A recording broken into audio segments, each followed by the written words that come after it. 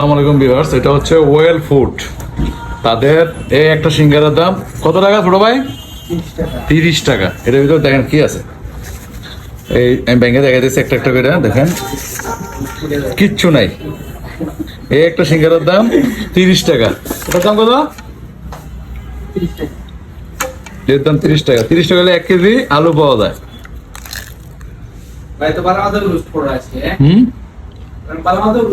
দেখছো কি দেয়, মানে মানুষকে কিভাবে বাস দেওয়া যায়, ঠকানো যায়, তার পুরোপুরি পন্থা এখানে। এই যে কিচ্ছু নাই, এই যে দেখ, আমি একবার ভেঙে যাই, সাউন্ড কমাও, এই যে পুরো খুলে দিলাম। হ্যাঁ,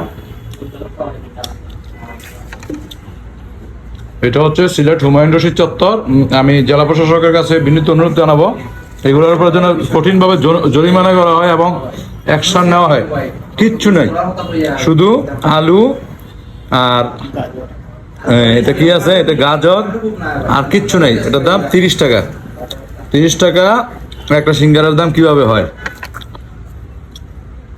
এই হচ্ছে ওয়েল ফুড হুমায়ুন রশিদ চত্বর। এই হচ্ছে হুমায়ুন রশিদ চত্বর, এইখানে এই ওয়েল ফুড। 30 টাকা একটা সিঙ্গারার দাম, আমার অবাক লাগে। যাই হোক,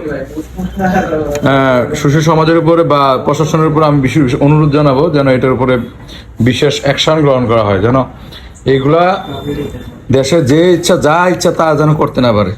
ভালো থাকবেন, সুস্থ থাকবেন। আসসালামু আলাইকুম।